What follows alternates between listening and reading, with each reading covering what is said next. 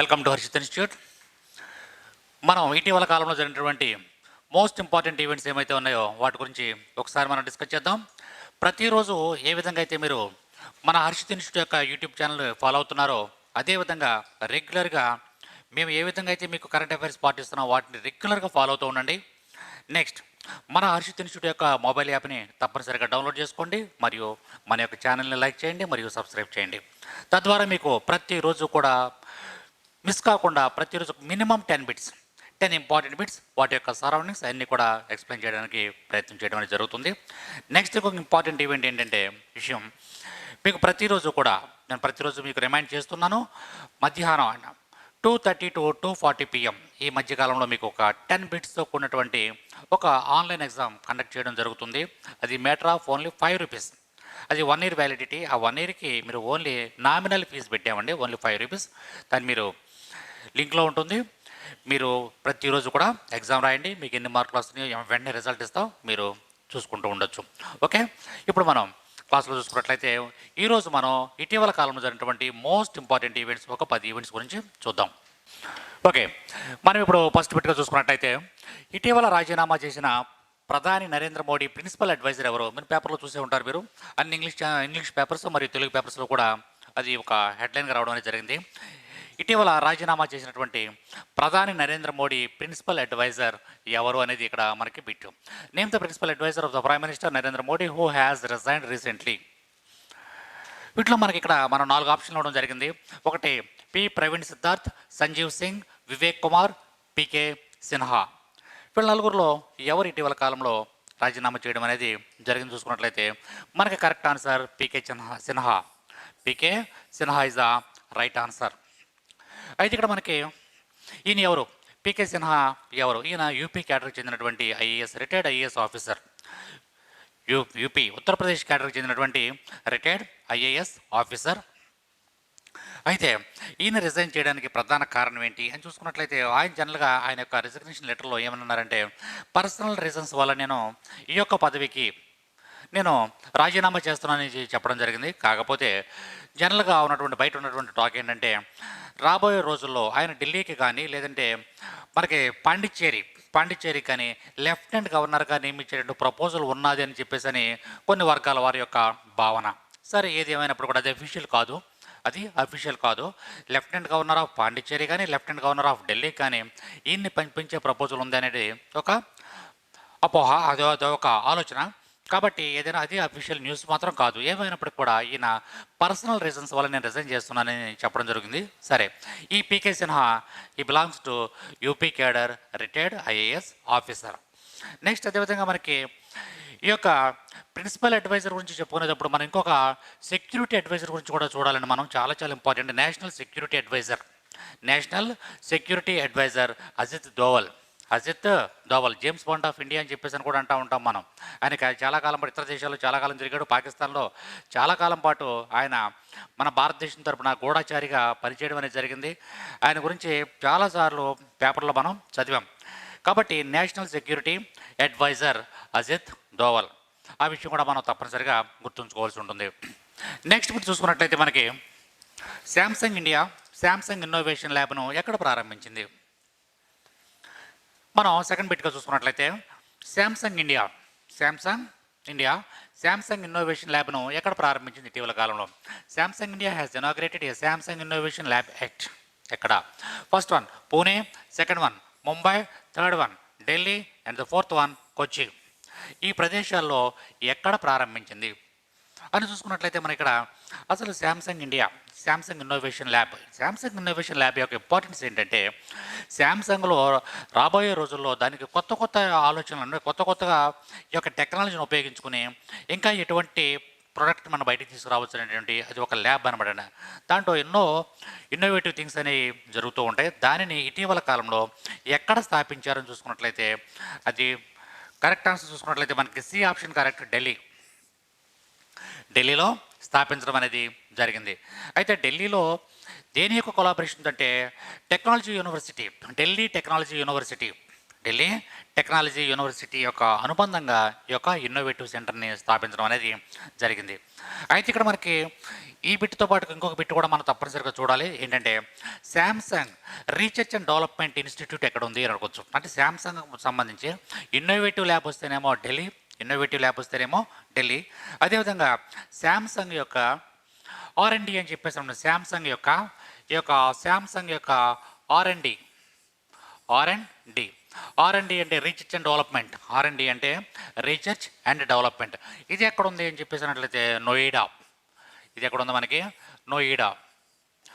ఈ యొక్క నోయిడాలో ఉంది. నోయిడా అంటే యూపీ. నోయిడా యూపీ, ఉత్తరప్రదేశ్.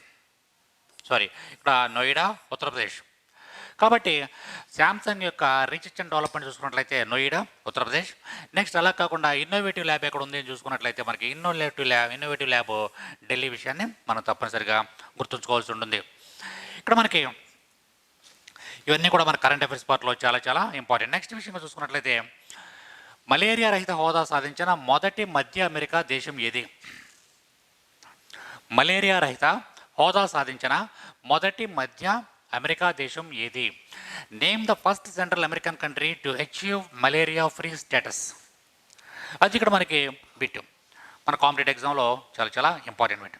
ఇక్కడ మనకి 4 ఆప్షన్లు ఇవ్వడం అనేది జరిగింది. ఒకటి పనామా అండి, ఇది Panama. 2 Costa Rica. 3 Nicaragua. 4 El Salvador. ఈ 4 వాటిలో ఏది correct answer? 1 Panama, 2 Costa Rica, 3 Nicaragua, 4ది ఎల్ సాల్వడార్. ఈ 4 ఆప్షన్లో మనకి which one is the correct answer చూసుకున్నట్లయితే the correct answer is El Salvador. సరే, ఇక్కడ మలేరియా ఫ్రీ దేశం అంటే ఏంటి? మలేరియా ఫ్రీ కంట్రీ అంటే ఏంటి? మలేరియా ఫ్రీ కంట్రీ అంటే మలేరియాను పూర్తిగా పారద్రోలినటువంటి దేశంగా మనం దేన్ని చెప్పుకుంటున్నాం. ఇటీవల కాలంలో 2021 మార్చి న్యూస్ అండి ఇది. 2021 మార్చి న్యూస్. ఈ మధ్యన ఎవరు ప్రకటించారు అంటే WHO ప్రకటించిందండి. ఎవరెవరు మనం చెప్తే వినరు. WHO ఎవరు ప్రకటిస్తారంటే WHO, వరల్డ్ హెల్త్ ఆర్గనైజేషన్. దీన్ని ప్రకటించింది వరల్డ్ హెల్త్ ఆర్గనైజేషన్. ఏమని ప్రకటించింది? ఇటీవల కాలం మధ్య అమెరికా దేశంలో మలేరియాను నిర్మూలించినటువంటి దేశం ఇటీవల కాలంలో ఎల్ సాల్వడార్. సరే, ఇక్కడ మనకి ఇదేనా ప్రపంచం మొత్తంలో మలేరియా నిర్మూలించినటువంటి దేశాల్లో ఇంకేమి లేవా? ఉన్నాయండి. వాటిలో చూసుకున్నట్లయితే టోటల్గా ఇప్పటి వరకు 9 కంట్రీస్ మలేరియా రహిత దేశాలుగా మనం ప్రకటించడం జరుగుతుంది. 9 కంట్రీస్, టోటల్గా 9 కంట్రీస్. వాటిలో మనకి మొరాకో ఒకటి, తుర్కమెనిస్తాను, మాల్దీవులు, శ్రీలంక, కజకిస్తాన్, ఉజ్బెకిస్తాన్ ఇలాంటి దేశాలు చాలా ఉన్నాయి. ఇవి ఒక 9 కంట్రీస్ ఇప్పటి వరకు మలేరియా రహిత దేశాలుగా ఎవరు గుర్తించారు అంటే WHO గుర్తించింది. మనం గుర్తించడం కాదు, WHO గుర్తించడం అనేది జరిగింది. అయితే ఇక్కడ మనకి WHO అంటే ఏంటి? వరల్డ్ హెల్త్ ఆర్గనైజేషన్ మనందరికీ తెలుసు. అసలు వరల్డ్ హెల్త్ ఆర్గనైజేషన్ అనేది ఎప్పుడు ప్రారంభించబడింది అనేది కూడా చాలా చాలా ఇంపార్టెంట్. WHO అనేది ఇక్కడ మనకి WHO వరల్డ్ హెల్త్ ఆర్గనైజేషన్ ఎప్పుడు ప్రారంభించబడింది? April 7th 1948. చాలా చాలా ఇంపార్టెంట్ అండి. WHO ఎప్పుడు స్థాపించబడింది? April 7th 1948. WHO అంటే వరల్డ్ హెల్త్ ఆర్గనైజేషన్. దీని యొక్క హెడ్ క్వార్టర్ ఎక్కడ ఉంది? దాని యొక్క హెడ్ క్వార్టర్ చూసుకున్నట్లయితే జెనీవా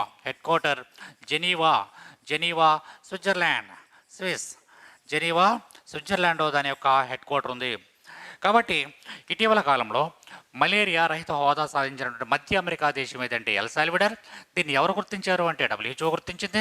WHO అనేది ఎప్పుడు ఏర్పడింది అంటే ఏప్రిల్ 7th 1948 ఏర్పడింది. దాని యొక్క హెడ్ క్వార్టర్ ఎక్కడ ఉందంటే స్విట్జర్లాండ్లోని జెనీవాలో ఉంది. కాబట్టి ఈ ఒక్క ఎల్ సాల్వడార్ అని ఇంకేమైనా దేశాలు ఉన్నాయంటే మిగిలినటువంటి దేశాలు కూడా గతంలో WHO ప్రకటించింది. సరే, ఇక్కడ మనకు మలేరియాకి సంబంధించినటువంటి బిట్టు, దాంట్లో ఉన్నటువంటి మోస్ట్ ఇంపార్టెంట్ పాయింట్స్ అన్ని కూడా మనం డిస్కస్ చేసుకోవడం అనేది జరిగింది. నెక్స్ట్ బిట్గా చూసుకున్నట్లయితే డచ్ ఇంజనీర్ లావోటైన్స్ ఇటీవల కన్నుమూశారు. ఆయన ఏ ఆవిష్కరణతో సంబంధం కలిగి ఉన్నారు? లావోటైన్స్. ఇక్కడ మనకి లావోటైన్స్ is a Dutch engineer passed away recently. He associated with the innovation of. చాలా చాలా ఇంపార్టెంట్ అండి. బిట్ రావడానికి ఎక్కువ అవకాశం ఉన్నటువంటి బిట్. ఈ బిలాంగ్స్ టు నెదర్లాండ్స్. ఇక్కడ మనకి ఆయన ఏ ఆవిష్కరణతో సంబంధం కలిగి ఉన్నారని బిట్. ఇక్కడ ఒకటి ఏం కనుగొన్నాడు ఆయన? పిస్టల్ కనుక్కున్నాడా? చూద్దాం ఇక్కడ. పిస్టల్ కనుక్కున్నాడా? క్యాసెట్ టేప్ను కనుక్కున్నాడా? ఇంటెల్ చిప్ను కనుక్కున్నాడా? టైర్స్ని కనుక్కున్నాడా? ఇటీవల కాలంలో at the age of 94 years, 94 సంవత్సరాల వయసులో ఆయన ఇటీవల కాలంలో మరణించారు ఆయన. ఇటీవల కాలంలో ఆయన ఏజ్ ఎంత అంటే 94. ఆయన ఏజ్ అంతా 94. ఇటీవల కాలంలో ఆయన మరణించడం అనేది జరిగింది. కాబట్టి ఈయన పేరు లవ్ ఒట్టైన్స్. ఈయన ఎందుకు మనం గుర్తు చేసుకోవాలి? ఒక గొప్ప ఆవిష్కరణ చేశారు. ఏంటో ఆవిష్కరణ అని చూద్దాం. మనం ఇక్కడ పిస్టల్ కనుక్కున్నాడా? క్యాసెట్ టేప్ని కనుక్కున్నాడా? ఇంటెల్ చిప్స్ని కనుక్కున్నాడా? టైర్స్ని కనుక్కున్నాడా? చూసుకున్నట్లయితే the correct answer is cassette tape. ఇప్పుడంటే మనకి ఈ సిమ్ములు రావడం జరిగింది. అంతకుముందు చూసుకున్నట్లయితేనే రకరకాలైనటువంటి మనకి మ్యూజిక్ మెమరీస్కి సంబంధించినటువంటి డివైసెస్ రావడం అనేది జరిగింది. కానీ ఒకప్పుడు ఒక 10 ఇయర్స్ బ్యాక్ వెళ్ళినట్లయితే, 10 to 15 ఇయర్స్ బ్యాక్ వెళ్ళినట్లయితే ఒక మంచి ఆయుధం టేప్ రికార్డర్. ఆ టేప్ రికార్డర్లో ఒక క్యాసెట్ ఉండేది, మనందరికీ తెలుసు. ఆ టేప్ రికార్డర్ క్యాసెట్, దానికి ఒక సన్నటి ఒక లేయర్తో కూడినటువంటి ఒక బెల్ట్ లాంటి ఒక పొర ఉండేది. దాని ద్వారా ఏమవుతుందంటే పాటలు మనం రికార్డ్ చేసుకోవడం, మళ్ళీ ఆ పాటలు మనం వినడం అనేది జరుగుతుంది. టేప్ రికార్డర్ క్యాసెట్ మనందరికీ చాలామంది తెలుసు. టేప్ రికార్డర్ క్యాసెట్ అది ఒకప్పుడు ప్రపంచానికి అంతటికీ కూడా ఒక గొప్ప ఇన్వెన్షన్ అది. దానిని కనుగొన్నటువంటి వ్యక్తి ఎవరు అంటే మనకి ఇక్కడ లవ్ ఒటైన్స్. ఈయన ఇటీవల కాలంలో కన్నుమూయడం, అంటే 2021 మార్చిలో ఆయన కన్నుమూయడం అనేది జరిగింది. కాబట్టి ఆయన గురించి తప్పనిసరిగా బిట్ రావడానికి అవకాశం ఉంది. అట్ ద ఏజ్ ఆఫ్ 94 ఆయన చనిపోయాడు. ఈ belongs to Netherlands, Dutch engineer. Next ఆయన మొట్టమొదటిసారిగా ఈ యొక్క టేప్ని ఎక్కడ ప్రదర్శించాడంటే బెర్లిన్ 1963లో 1963లో ఆయన ఈ యొక్క టేప్ను ప్రదర్శించడం అనేది జరిగింది. బెర్లిన్ రేడియో షోలో దీన్ని ప్రదర్శించడం అనేది జరిగింది. కాబట్టి ఆయన పేరు ఇంపార్టెంట్. నెక్స్ట్ ఆయన దేనితో సంబంధం కలిగి ఉన్నారంటే క్యాసెట్ టేప్. ఆ రెండు విషయాలు మనం తప్పనిసరిగా గుర్తుంచుకోవాల్సి ఉంటుంది. నెక్స్ట్ అంతర్జాతీయ క్రికెట్ కౌన్సిల్ ఐసీసీ ఏ దేశ మాజీ ఆటగాళ్ళు అయినటువంటి మహమ్మద్ నవీద్, షైమన్ అన్వర్ బట్లపై 8 సంవత్సరాల నిషేధం విధించింది. 8 ఇయర్స్. ఇక్కడ మనకి ఇద్దరు పేర్లు, మహమ్మద్ నవీద్. నెక్స్ట్ అదేవిధంగా షైమన్ అన్వర్ భట్. ఇక్కడ ఇద్దరు పర్సన్ మహమ్మద్ నవీద్, షైమన్ అన్వర్ భట్. వీళ్ళిద్దరిని కూడా అంతర్జాతీయ క్రికెట్ కౌన్సిల్ ఐసీసీ అంటాం మనం. ఐసీసీ ఇంటర్నేషనల్ క్రికెట్ కౌన్సిల్ నిషేధం విధించింది. ఎంతకాలం అంటే 8 ఇయర్స్. ఎన్ని సంవత్సరాలు? 8 ఇయర్స్. ఈ 8 ఇయర్స్ నిషేధం విధించడం అనేది జరిగింది. సరే, వీళ్ళు ఏ దేశానికి సంబంధించినటువంటి వ్యక్తులు ఎవరంటే ఇద్దరు పేర్లు చెప్పాం, మహమ్మద్ నవీద్ అండ్ షైమన్ అన్వర్ భట్. వీళ్ళిద్దరు కూడా ఏ దేశానికి చెందినటువంటి వ్యక్తులు. ఇక్కడ చూసుకున్నట్లయితే మనకి వీళ్ళు T20 ఇటీవల కాలంలో జరిగినటువంటి T20 మ్యాచ్ల్లో మ్యాచ్ ఫిక్సింగ్కి పాల్పడడం వల్ల వీళ్ళని 8 సంవత్సరాల పాటు నిషేధం విధించడం అనేది జరిగింది. ఎవరు విధించారంటే ఐసీసీ. వీళ్ళు ఏ దేశానికి చెందినటువంటి వ్యక్తులు? The belongs to UAE, United Arab Emirates. వీళ్ళు ఏ దేశానికి చెందినటువంటి యునైటెడ్ అరబ్ ఎమిరేట్స్. సరే, ఇక్కడ మనకి ఆబిట్ కంటే కూడా మనకు మోస్ట్ ఇంపార్టెంట్ ఐసీసీ. అసలు ఐసీసీ అంటే ఏంటి? International cricket council.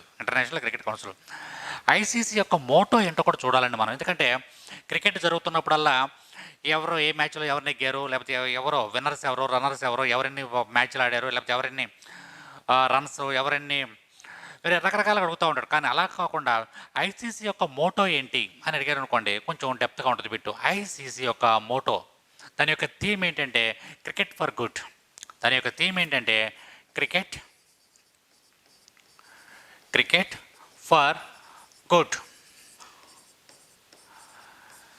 Cricket for good అనేది ఐసీసీ యొక్క థీమ్. సరే, ఇక్కడ మనకి ఐసీసీ ఎప్పుడు ఏర్పడింది, దానికి ఇంపార్టెన్స్ ఏంటి? ఐసీసీ అనేది 1909 జూన్ 15న ఏర్పడిందండి. ఐసీసీ 1909 జూన్ 15న ఇది ఏర్పడడం అనేది జరిగింది. నెక్స్ట్ చూసుకున్నట్లయితే ఈ యొక్క 1909 నుండి 2005 వరకు, ఇక్కడ 1909 నుండి 2005 వరకు, నెక్స్ట్ 2005 నుండి ఇక్కడ మనం 2 స్టెప్లుగా చూసుకోవాలి. 1909 నుండి 2005 వరకు దాని యొక్క హెడ్ క్వార్టర్ ఎక్కడంటే లండన్. దీని యొక్క హెడ్ క్వార్టర్ ఎక్కడంటే లండన్. ఐసీసీ యొక్క హెడ్ క్వార్టర్ ఎక్కడంటే లండన్. తర్వాత దీని యొక్క 2005 నుండి 2005 2005 నుంచి దీని యొక్క హెడ్ క్వార్టర్ ఎక్కడంటే దుబాయ్.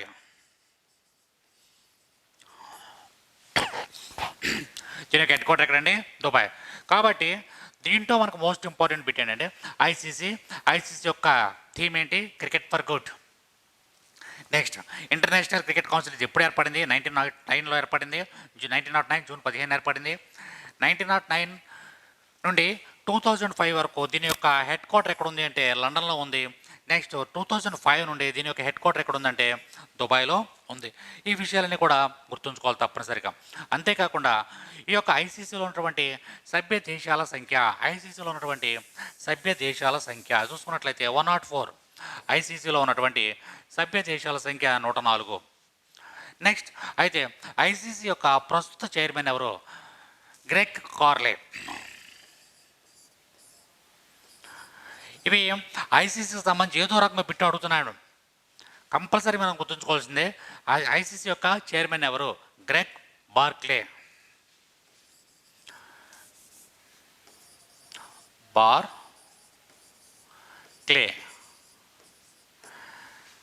గ్రెగ్ బార్క్లే అనే ఆయన ప్రజెంట్ ఐసీసీ యొక్క చైర్మన్గా వ్యవహరించడం జరుగుతుంది. He belongs to New Zealand. కాబట్టి ఈ ఐసీసీ అనగా మనకు ఏమేమి గుర్తుకు రావాలంటే 1909 గుర్తుకు రావాలి, 1909 to 2005 వరకు గుర్తుకు రావాలి, నెక్స్ట్ లండన్ గుర్తుకు రావాలి, దుబాయ్ అని గుర్తుకు రావాలి. అంటే వాటి యొక్క head quarters, at the same time దాని యొక్క మోటో ఏంటో గుర్తుకు రావాలి. దాని యొక్క చైర్మన్ ఎవరు? President ICC international cricket council యొక్క చైర్మన్ ఎవరు? Greg Barclay. ఈ బిలాంగ్స్ టు న్యూజిలాండ్ గుర్తుకు రావాలి. కాబట్టి ఐసీసీ ఇటీవల కాలంలో 2 ఆటగాళ్లను 8 సంవత్సరాల పాటు నిషేధించింది. వాళ్ళు ఏ దేశానికి చెందినవారు అంటే యూఏఈకి చెందినటువంటి వారు. యూఏఈ అంటే యునైటెడ్ అరబ్ ఎమిరేట్స్గా మనం గుర్తుంచుకోవాలి. ఓకే, ఇక్కడ మనం నెక్స్ట్ బిట్గా చూసుకున్నట్టయితే ఐఎంఎఫ్ యొక్క ఇటీవల గణాంకాల ప్రకారం ప్రపంచంలో ఏ దేశం యొక్క విదేశీ మారక నిల్వలు అధికంగా ఉన్నాయి? The foreign exchange reserves of which country is the largest in the world as per the recent data of IMF? ఇక్కడ మనకి ఐఎంఎఫ్ అనేది కూడా చాలా ఒక ఇంపార్టెంట్ పాయింట్. నెక్స్ట్ అదేవిధంగా ఏ దేశాల్లో విదేశీ మారక నిల్వలు ఎక్కువగా ఉన్నాయో? 1 స్విట్జర్లాండ్, 2 జపాన్, 3 చైనా, 4 సింగపూర్. ఇక 4 ఆప్షన్లు ఇవ్వడం అనేది జరిగింది. ఇక్కడ మనకి ప్రపంచంలోనే ఎక్కువ విదేశీ మారక నిల్వలు కలిగినటువంటి దేశం ఏదంటే మనకి చైనా. కాబట్టి China is the correct answer. China అనేది మనకి ఇస్ ద రైట్ ఆన్సర్. సరే, ఇక్కడ మనకి భారతదేశం యొక్క స్థానం ఎంత అది కూడా మనం చూసుకోవాలి. ఇక్కడ మనకి ఇండియా పొజిషన్ చూసుకున్నట్లయితే ఇండియా 4th ప్లేస్లో ఉంది. ఇండియా అనేది 4th ప్లేస్లో ఉంది. ఫస్ట్ ప్లేస్లో ఉన్నటువంటి దేశం ఏదంటే మనకి చైనా. సెకండ్ అండ్ థర్డ్ ఏంటి చూసుకుందాం. సెకండ్ చూసుకున్నట్లయితేనేమో జపాన్. చూసుకున్నట్లయితే first one China and the second one Japan and the third one is Switzerland. ఈ 4 పేర్లు గుర్తుంచుకోవాలి మనం తప్పనిసరిగా. అంటే ప్రపంచంలో విదేశీ మారక నిల్వలు అధికంగా కలిగినటువంటి దేశాలలో first China, second Japan, third Switzerland, fourth one is India. ఈ 4 కూడా మనకి ఇంపార్టెంట్. దేని యొక్క గణాంకాల ప్రకారం అనేది? ఈ ఐఎంఎఫ్ ఇంటర్నేషనల్ మానిటరీ ఫండ్ మనందరికీ తెలుసు. ఐఎంఎఫ్ యొక్క గణాంకాల ప్రకారం ఈ యొక్క డేటా ఉండడం అనేది జరుగుతుంది. ఇక్కడ మనకి ఐఎంఎఫ్ అంటే ఇంటర్నేషనల్ మానిటరీ ఫండ్. ఈ యొక్క ఐఎంఎఫ్ ఎప్పుడు ఫామ్ అయింది? అంటే 1945 జూలై. International monetary fund. దీని యొక్క హెడ్ క్వార్టర్ ఎక్కడ ఉంది? ఐఎంఎఫ్ యొక్క హెడ్ క్వార్టర్ వాషింగ్టన్ డీసీ, యుఎస్ఏలోని వాషింగ్టన్ డీసీలో దీని యొక్క హెడ్ క్వార్టర్ ఉంది. నెక్స్ట్ దీని యొక్క ప్రెసిడెంట్ ఎండి ఎవరు? ఐఎంఎఫ్ యొక్క ప్రెసిడెంట్ ఎండి క్రిస్టియానా జార్జియోవా.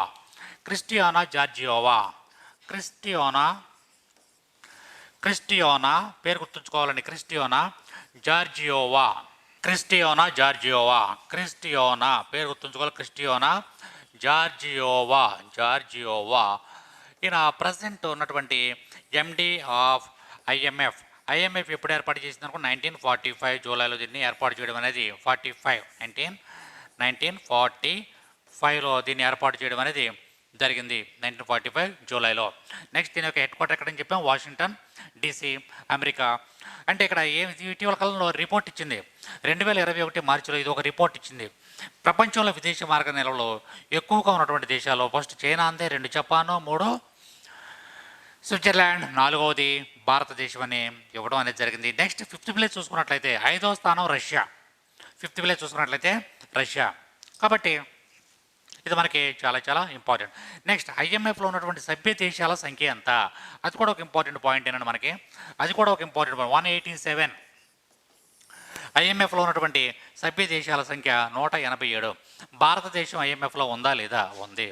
ఐఎంఎఫ్లో భారతదేశం అనేది ఇండియా ఫౌండర్ మెంబర్ అండి. ఇది మామూలుగా తర్వాత జాయిన్ అయింది కాదు. ఎప్పుడైతే ఐఎంఎఫ్ ప్రారంభించబడిందో, ఎప్పుడైతే స్థాపించబడిందో అప్పుడే ఐఎంఎఫ్ దాంట్లో సభ్యత్వం అనేది కలిగి ఉంది. కాబట్టి India is a founder member of IMF అని మనం తప్పనిసరిగా గుర్తుంచుకోవాలి. ఈ 4 ప్లేస్లే కాకుండా మనం 5వ ప్లేస్ కూడా గుర్తుంచుకోవాలి. 5th place is Russia, China, Japan, Switzerland.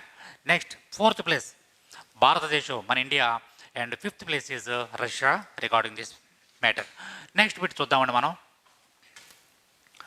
COVID-19 మహమ్మారి వ్యాప్తి చెందిన తర్వాత ప్రధాని నరేంద్ర మోడీ తన మొదటి విదేశీ పర్యటన ఏ దేశానికి చేయనున్నారు? The prime minister Narendra Modi will be making his first foreign trip after the out breaking of the COVID-19 pandemic to which nation? ఆయన ఏ దేశానికి వెళ్ళబోతున్నారు? అంటే ఈ యొక్క కోవిడ్ వచ్చిన తర్వాత ఏ దేశం కూడా వెళ్ళలేదు. ఆయన ఫస్ట్ టైం ఆయన బయలుదేరి ఒక దేశం వెళ్తున్నారు. ఆ దేశం ఏది అని చెప్పేసి మనం ప్రశ్నించడం అనేది జరుగుతుంది. వీటిలో మనకి 4 ఆప్షన్లు ఇచ్చుకున్నాం మనం. ఆస్ట్రేలియా, మాల్దీవులు, బంగ్లాదేశ్ అండ్ నేపాల్. ఆస్ట్రేలియా, మాల్దీవులు, బంగ్లాదేశ్ అండ్ నేపాల్. ఎక్కడికి వెళ్తున్నారు, ఎప్పుడు వెళ్తున్నారు ఈయన చూసుకున్నట్లయితే మన ఇక్కడ మార్చ్ 26th and 27th రాబోయే 2021 మార్చ్ 26th అండ్ 27th ఒక 2 days విదేశీ పర్యటనలో ఉంటారు. ఆ దేశం ఏది అని అడుగుతున్నాం మనం ఇక్కడ. ఆ దేశం చూసుకున్నట్లయితే Bangladesh is the right answer. Bangladesh is the right answer. సరే, ఇక్కడ మనకి బంగ్లాదేశ్కి మనకి కూడా ఎప్పటి నుంచో మంచి సత్సంబంధాలు ఉన్నాయి. అలాగే ఏదో చిన్న చిన్న వివాదాలు ఉన్నాయి. ఏ దేశమైనా ఇరుగు పొరుగు దేశాల్లో చిన్న చిన్న వివాదాలు ఉంటాయి, మంచి సంబంధాలు కూడా ఉంటాయి. అదేవిధంగా వివాదాలు ఎక్కువగా ఉన్నటువంటి దేశం మన పక్కన ఉన్నటువంటి పాకిస్తాన్తో మనకి ఎక్కువ విభేదాలు ఉన్నాయి. మిగిలిన దేశాలతో వస్తా కాస్తా మన సఖ్యతగానే ఉండడం అనేది జరుగుతుంది. సరే, ఏది అయినప్పటికీ కూడా బంగ్లాదేశు మనము సుమారుగా 54 రివర్స్తో షేర్ చేసుకోవడం జరుగుతుంది మనం. అంటే వాళ్ళు మనం కలిపి చిన్న పెద్ద నదులు 54 రివర్స్తో ఈ యొక్క నీటి పంపకాలనేవి మన భారతదేశానికి మరియు బంగ్లాదేశ్కి మధ్య ఉంది. ఎందుకంటే చాలా నదులు మన భారతదేశం గుండా బంగ్లాదేశ్కి వెళ్ళి బంగ్లాదేశ్ నుంచి మన బే ఆఫ్ బెంగాల్లో కలవడం అనేది జరుగుతుంది. కాబట్టి మనకి బంగ్లాదేశ్కి అనేక విషయాల్లో సారూప్యత అనేది కనిపిస్తుంది. సరే, ఇక్కడ మనకి ఎప్పుడు వెళ్తున్నారు Narendra Modi? 26th and 27th March. అంతేకాకుండా అక్కడ నేషనల్ డే ప్రోగ్రాంలో ఆయన 26th జరిగేటువంటి నేషనల్ డే ప్రోగ్రాంలో ఆయన పాల్గొనడం అనేది జరుగుతుంది. అంతేకాకుండా ఇటీవల కాలంలో జరిగినటువంటి ఇక్కడ మనకి ఎవరి యొక్క ఇన్విటేషన్ మీద వెళ్తున్నారంటే ఈ యొక్క బంగ్లాదేశ్ యొక్క ప్రధానమంత్రి అయినటువంటి షేక్ హసీనా. మనందరికీ తెలుసు, గతంలో కూడా చెప్పాను మీకు, బంగ్లాదేశ్ ప్రధాని అయినటువంటి షేక్ హసీనా మరియు బంగ్లాదేశ్ యొక్క ప్రెసిడెంట్ అయినటువంటి అబ్దుల్ హమీద్, బంగ్లాదేశ్ యొక్క ప్రెసిడెంట్ అయినటువంటి అబ్దుల్ హమీద్, వీరి యొక్క ఇన్విటేషన్ మీద ఆయన మొట్టమొదటిసారిగా కోవిడ్-19 తర్వాత మొట్టమొదటిసారిగా ఇతర దేశం వెళ్ళడం అనేది జరుగుతుంది. అయితే ఒకవేళ బిట్టు ఇంకా కొంచెం డెప్త్గా అడిగినట్లయితే ఇటీవల నరేంద్ర మోడీ అంటే తర్వాత అడగవచ్చు మనకి, ఇటీవల నరేంద్ర మోడీ పలానా ప్రాంతానికి పర్యటించారు. దీనికంటే ముందు గతంలో ఆయన ఎప్పుడు బంగ్లాదేశ్కి ప్రయాణమై వెళ్ళారు అని చెప్పేసి అనుకున్నట్లయితే 2015 గుర్తుంచుకోవాలి మనం. అంటే 2015 తర్వాత 2015 తర్వాత మరలా ఎప్పుడు వెళ్తున్నారంటే 2021 మార్చ్లో ఆయన ప్రయాణం వెళ్ళడం అనేది జరుగుతుంది. ఎక్కడికంటే బంగ్లాదేశ్కి అనేక విషయాల గురించి చర్చించుకోవడానికి. అంతేకాకుండా ఇక్కడ మనం చూసుకున్నట్లయితే మార్చి 17 చూసుకున్నట్లయితే షేక్ ముజిబుర్ రెహమాన్, బంగ్లాదేశ్ యొక్క జాతిపితగా మనం చెప్పుకుంటాము, బంగ్లా బంధు అని చెప్పేసి అంటాం ఆయన్ని. షేక్ ముజిబుర్ రెహమాన్ బంగ్లా బంధు అంటాం, బంగ్లాదేశ్ జాతి పితగా మనం చెప్పుకుంటాం. ఆయన యొక్క బర్త్డే మార్చి 17 నుంచి వాళ్ళు సెలబ్రేట్ చేసుకున్నారు. అక్కడ ఆ టైం కూడా నరేంద్ర మోడీ ఇప్పటి నుంచి, అంటే మార్చి 17 నుంచి ఇప్పటి నుంచి అప్పటి వరకు సెలబ్రేట్ చేసుకుంటూనే ఉంటారు. ఆ టైంలో కూడా ఈయన వెళ్తారు. అదేవిధంగా మెయిన్ ఏంటంటే ఈయన వెళ్ళేది నేషనల్ డే ప్రోగ్రామ్కి. నెక్స్ట్ అంతేకాకుండా వాళ్ళకి మనకి బంగ్లాదేశ్కి మనకి మధ్య ఉన్నటువంటి సత్సంబంధాలు పెంపొందించుకోవడానికి ఈయన ఈ పర్యటన చేయడం అనేది జరుగుతుంది. కాబట్టి కోవిడ్ తర్వాత మన ప్రధాని మొట్టమొదటిసారిగా బంగ్లాదేశ్ వెళ్తున్నారు. అది ఎప్పుడంటే మార్చి 26, 27 తారీఖుల్లో. అది మనం ఇది ఎగ్జామినేషన్ పాయింట్ ఆఫ్ వ్యూలో చాలా చాలా ఇంపార్టెంట్. నెక్స్ట్ బిట్గా చూసుకున్నట్లయితే మనకి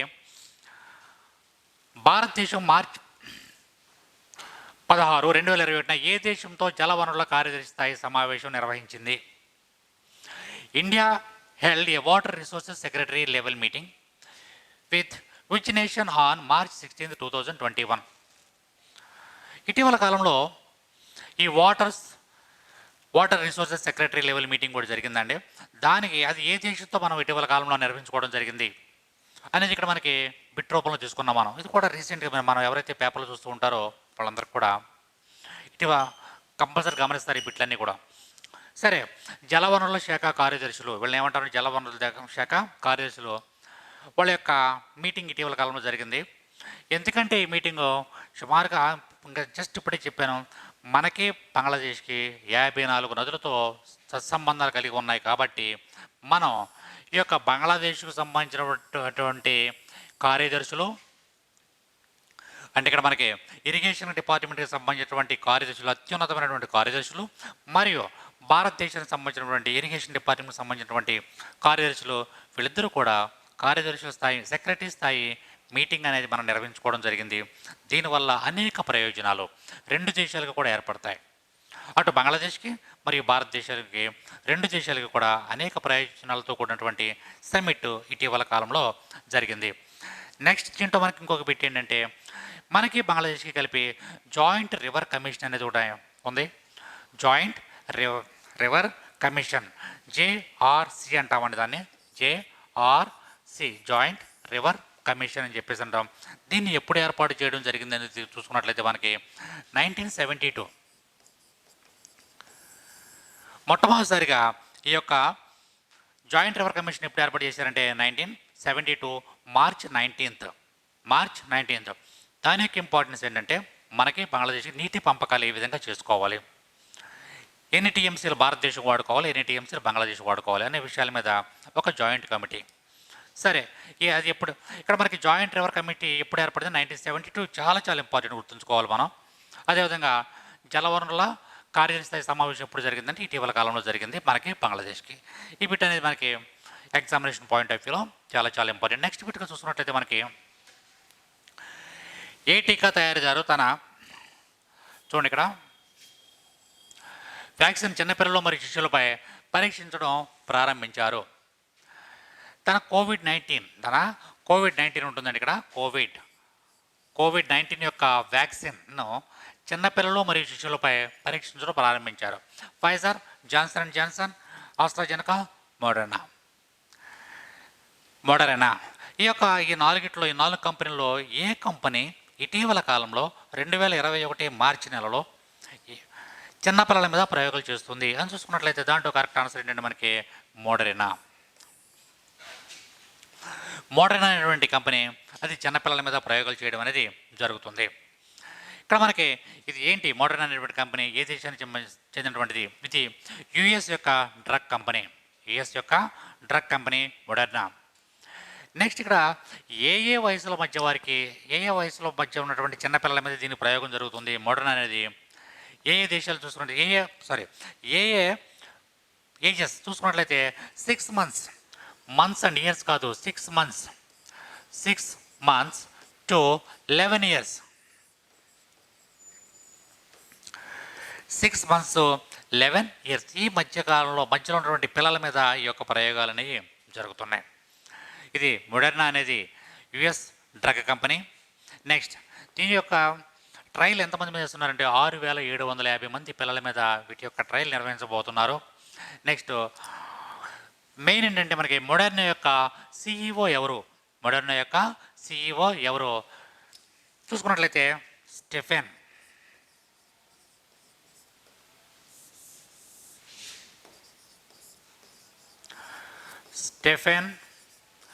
బాన్సెల్.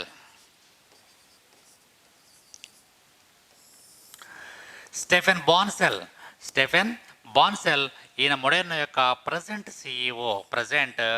సిఈఓ. ఇది American based company, US based company Moderna. ఇది ఇటీవల కాలంలో అంటే జనరల్గా ఏంటంటే వయసు అంటే అబౌవ్ 60 ఇయర్స్ డాక్టర్స్, నెక్స్ట్ ఏమో ఫ్రంట్ ఆఫీస్లో ఎవరైతే పనిచేస్తారో వాళ్ళందరి మీద ప్రయోగాలు చేస్తూనే ఉన్నారు, వాళ్ళందరికీ టీకాలు ఇస్తూనే ఉన్నారు. కానీ చిన్నపిల్లల మీద టీకాలు ఇవ్వడం అనేది నిషేధించారు, ఆపారు. వాళ్ళకైతే ఇవ్వట్లేదు ఈ కోవిడ్ వ్యాక్సిన్ టీకాలు. కానీ వీటి మీద కూడా ప్రయోగాలు జరుగుతున్నాయి. కాబట్టి మోడర్నా ఏం చేస్తుందంటే 6 months నుంచి 11 years మధ్య పిల్లల మీద కూడా ఈ యొక్క ప్రయోగాలు నిర్వహించడం అనేది జరుగుతుంది. అయితే దీంట్లో మనకు ఒక ఇంపార్టెంట్ పాయింట్ ఏంటంటే మోడర్నా అండ్ ఫైజర్ ఈ రెండు కంపెనీలు కూడా గతంలో 12 years అండ్ అబవ్ పిల్లల మీద కూడా ఈ యొక్క ప్రయోగాలు చేసినాయి. కానీ వాటి యొక్క రిజల్ట్ ఇంతవరకు ఇంకా రాలేదు. వాటి గురించి వెయిటింగ్లో ఉన్నారు. సరే, ఏది ఏమైనప్పుడు కూడా రీసెంట్ బిట్ ఏంటంటే మనకి 2021 మార్చి నెలలో ఈ యొక్క మోడర్నా అనేటువంటి యుఎస్ డ్రగ్ కంపెనీ చిన్నపిల్లల మీద కూడా ప్రయోగాలు చేస్తుంది. అటు కోవిడ్ వ్యాక్సిన్ మీద ఈ యొక్క ప్రయోగాలు చేస్తుంది. నెక్స్ట్ బిట్గా చూసుకున్నట్లయితే మనకి ఏ హిల్ స్టేషన్లో వింటర్ స్పోర్ట్స్ ఇన్స్టిట్యూట్ను ప్రభుత్వం ఏర్పాటు చేయనుంది. The government will be setting up winter sports institutes in which hill station. అది ఇక్కడ మనకి బిట్టు. ఏ హిల్ స్టేషన్లో వింటర్ స్పోర్ట్స్ ఇన్స్టిట్యూట్ను ప్రభుత్వం ఏర్పాటు చేయనుంది. ఇక్కడ మనకి డార్జిలింగ్, మనాలి, గుల్బర్గ్ అండ్ సిమ్లా ఈ 4 ప్రదేశాల్లో ఎక్కడ వింటర్ స్పోర్ట్స్ ఇన్స్టిట్యూట్ని మన భారత ప్రభుత్వం ఏర్పాటు చేస్తుంది అంటే గుల్మర్గ్. మన ఆన్సర్ ఏంటంటే గుల్మర్గ్. ఈ ప్రాంతంలో ఈ వింటర్ స్పోర్ట్స్ ఇన్స్టిట్యూట్ని భారత ప్రభుత్వం ఏర్పాటు చేస్తుంది అని ఎవరు ప్రకటించారంటే ఇటీవల కాలంలో మన యూనియన్ స్పోర్ట్స్ మినిస్టర్ అయినటువంటి కిరణ్ రిజ్జు, మనకు తెలుసు కిరణ్ రిజ్జు ఈయన ఇటీవల కాలంలో ఈ విషయాన్ని ప్రకటించడం అనేది జరుగుతుంది. సరే, ఇక్కడ మనకి గుల్మర్గ్ అనేది ఎక్కడ ఉంది, ఏంటి దాని యొక్క ఇంపార్టెన్స్. గుల్మర్గ్ అనేది కాశ్మీర్లో ఉన్నటువంటి ప్రదేశం. గుల్మర్గ్ అనేది కాశ్మీర్లో ఉన్నటువంటి ప్రదేశం. ఇక్కడ కిరణ్ రిజ్జు పార్లమెంట్లో ఏమంటాడంటే ఆయన ఎవరైతే కాశ్మీరీ యూత్ ఉంటారో వాళ్ళందరికీ కూడా ఒలింపిక్స్లో ఏమైతే గేమ్స్ ఉన్నాయో ఆ ఒలింపిక్స్లో ఉన్నటువంటి గేమ్స్ అన్నిటి మీద తప్పనిసరిగా శిక్షణ ఇప్పిస్తాం, వాళ్ళకి స్పెషల్ ప్యాకేజ్ ఇవ్వడం అనేది జరుగుతుంది. అంతేకాకుండా ఫుట్బాల్ అండ్ క్రికెట్ అన్నిటి మీద కాశ్మీరీ యువత వాళ్ళందరూ కూడా స్పోర్ట్స్ అండ్ గేమ్స్లో మంచి ప్రావీణ్యతను సంపాదించడానికి దీన్ని మనం ఏర్పాటు చేయడం జరుగుతుంది. వింటర్ స్పోర్ట్స్ ఇన్స్టిట్యూట్ని ఏర్పాటు చేయడం జరుగుతుందని కిరణ్ రిజ్జు ఇటీవల కాలంలో పార్లమెంట్లో ప్రకటించడం అనేది జరిగింది. కాబట్టి ఇవన్నీ కూడా మనం ఏమైతే ఈ యొక్క 20 minutes అరౌండ్ 20 minutes మనం ఏమైతే డిస్కస్ చేసుకున్నామో ఇవన్నీ కూడా మనకి ఎగ్జామినేషన్ పాయింట్ ఆఫ్ వ్యూలో చాలా చాలా ఇంపార్టెంట్.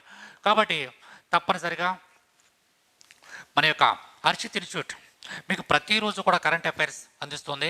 అంతే కరెంట్ అఫైర్స్తో పాటుగా అనేక విషయాలు మనకి జాగ్రఫీ, హిస్టరీ, ఎకానమీ అన్నీ కూడా మనకి మన యొక్క లింక్లో ఉంటాయి. మీరు తప్పనిసరిగా వాటిని పొందొచ్చు. ఇక్కడ హర్షిత్ ఇన్స్టిట్యూట్ యొక్క యూట్యూబ్ ఛానల్ని సబ్స్క్రైబ్ చేయండి మరియు లైక్ చేయండి. మన హర్షిత్ ఇన్స్టిట్యూట్ యొక్క యాప్ని ఇన్స్టాల్ చేయండి. తప్పనిసరిగా ఇన్స్టాల్ చేసుకోండి. ఆ ఇన్స్టాల్ చేసుకోవడం వల్ల మీకు అనేక సబ్జెక్టులు మీకు అందుబాటులో ఉంటాయి. అంతేకాకుండా ప్రతిరోజు కూడా మన కరెంట్ అఫైర్స్ సంబంధించినటువంటి మోస్ట్ ఇంపార్టెంట్ బిట్స్ అన్ని కూడా మీకు క్లియర్గా ఎక్స్ప్లెయిన్ చేయడం జరుగుతుంది. ఒక 20 minutes కనుక మీరు మనకు రెగ్యులర్ కేటాయించినట్లయితే మనం రాబోయేటటువంటి ఈ కాంపిటేటివ్ ఎగ్జామ్స్ని ధైర్యంగా ఎదుర్కోవడానికి అవకాశం అనేది ఉంటుంది. Thank you very much.